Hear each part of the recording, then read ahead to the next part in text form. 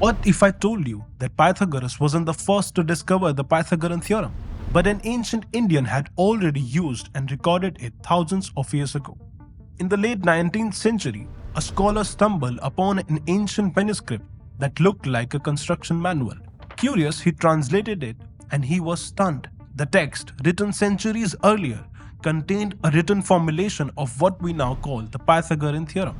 But this wasn't abstract mathematics. It was a set of precise instructions for building sacred fire altars to worship their deity. What makes this striking is that fire altars appear much earlier in archaeology. Some of the oldest are from the Indus Valley civilization, around 700 years before the Babylonians, and later it is recorded by Bodhyayana. And not only Bodhyayana, but many other sages made various discoveries over the years that are worth studying, like Brahmagupta, who represented the zero as a dot for the first time. The interesting thing is these people we today think were primitive, almost all of them memorized thousands of verses by just listening to them because the tradition was oral. So naturally you ask, how could they memorize thousands of verses without a single error while we struggle to remember a 10-digit phone number? Today in this video, we will explore the brutal intelligence of ancient India, how they built minds capable of extraordinary thinking, and how practices we usually call religious rituals like yoga were actually highly advanced tools for sharpening focus, perception, and mental clarity. Now we all know that science has proven that yoga and pranayama improve mental clarity, focus, and cognitive control. But very few know that there's more to yoga than just that. It is an energy science, and you could literally use it to direct all your scattered energies and become so pinpointed that you don't try to solve the problem. Instead, the mind becomes so sharp that it simply penetrates the problem. And we can see the hints of this in history also. Take an example of Shayanacharya. Centuries before telescopes or modern instrument, while writing a commentary on the Rig Veda, he casually recorded the speed of light thousands of years ago. He wrote, "With deep homage I bow to the sun, who traverses 2202 yojanas in half a nimesha."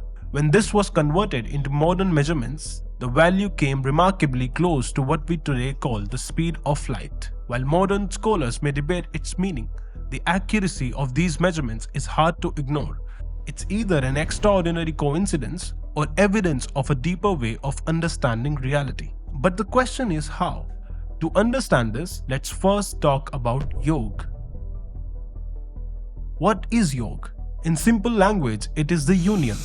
It is the process of dissolving the gap between the observer and the object. When we talk about yoga, people often only think of it as a set of postures, but there are various types of yogic practices which can be used for different purposes. Even though not every ancient Indian scientist was a yogi in the sense of living in a cave or performing extreme austerities, the line between a scientist, a philosopher, and a spiritual seeker was very thin at that time. Almost all of them lived in a culture where training the mind through yogic practices was the standard. But the fascinating thing is that there were also systems built for students who were starting their journey of inquiry. In ancient tradition, before a student could start learning any skill, they had to be removed from all the distraction of the ordinary world and live a completely different life with their gurus in gurukuls.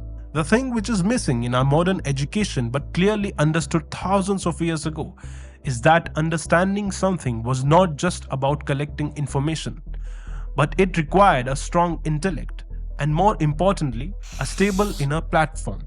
In the Vedic tradition, the mind was not treated as separate from body.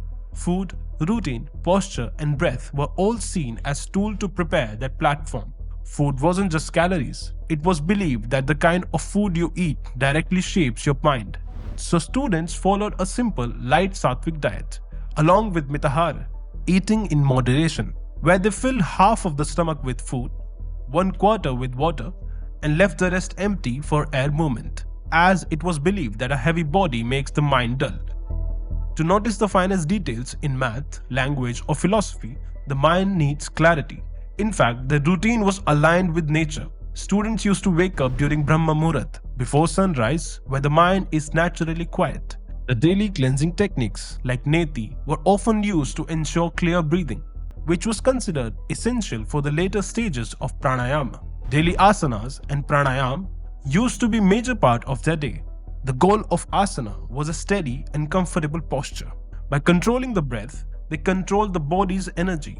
This calmed the nervous system and made the mind ready for intense learning. Now, all these measures were taken just to stabilize the mind. Once the platform is stable, comes the sharpening of the intellect. In ancient tradition, the mind was seen as the main instrument of inquiry, as the quality of knowledge was considered directly proportional to the stability of that instrument. As mentioned in Patanjali Yoga Sutras, the basic step in training the mind is discipline. Before any learning could begin, students were expected to practice the yamas and niyamas as mental preparation. These were considered the foundation for any vidya. The idea behind this was simple. If your actions are derived by greed, fear, or dishonesty, your mind is never quiet, which could cloud your observation and weaken the understanding. Once this ethical base was set, this was the moment where a student's life takes a huge shift. The student now formally entered a life of learning through the Upanayana ceremony. In the Dharma Shastras, this movement is described as a second birth of a student, which is seen as a clear shift from childhood into a disciplined student life. The word Upanayan itself means leading towards the truth, and this ceremony was a structured detachment from a self-focused way of living and a move toward a life centered on responsibility, learning, and contribution to society. The main part of this initiation was Medha Jnanam, a ritual which was intended to active Medha, the subtle form of intellect responsible for grasping and memory. During this ritual, the Medha Suktam from the Krishna Yajurveda was chanted to invoke the blessings of Medha Devi, the goddess of wisdom. This entire preparation was aimed to build ekagrata, which was necessary for the study of Shastras. The student was taught to direct their energies through mind, action, and speech, so they could effectively turn themselves into a focus tool for the acquiring of the knowledge. This was the main thing. After engraving these practices in their daily routine, eventually the person would become so sharp that you are able to observe the minute of things. And from here begins the learning part. But they didn't just rush to information. There was a system that decided how understanding should happen. There is a 3-step learning process which was followed by students as described in Brihadaranyaka Upanishad. What's interesting is that the primary intent for this process was to attain moksha, but because it was believed that mastering Apar Vidya is a means of achieving spiritual upliftment, and that is why the pursuit of knowledge was taken so seriously. Now the 3-step learning process includes Shravana, receiving the truth through focused, unbiased listening to the Guru and the sacred texts. Manana, using logic and reflection to analyze the teachings and remove every intellectual doubt. Nididhyasana, internalizing that knowledge through meditation until it shifts from a thought to a lived experience. By this point, understanding stopped being just intellectual. Through sustained contemplation, the knowledge became internalized. The learner no longer felt separate from what was learned. Understanding became experiential. Because they have reached this state, naturally, if they put this attention on anything, they would get the answer that transcend ordinary sensory limits because of the level of focus, clarity, and attention which they have gained through years of training. And this is what made them extraordinarily smart. And this is not it. There is another very fascinating system in ancient India that was all about debates called Nyaya Shastra.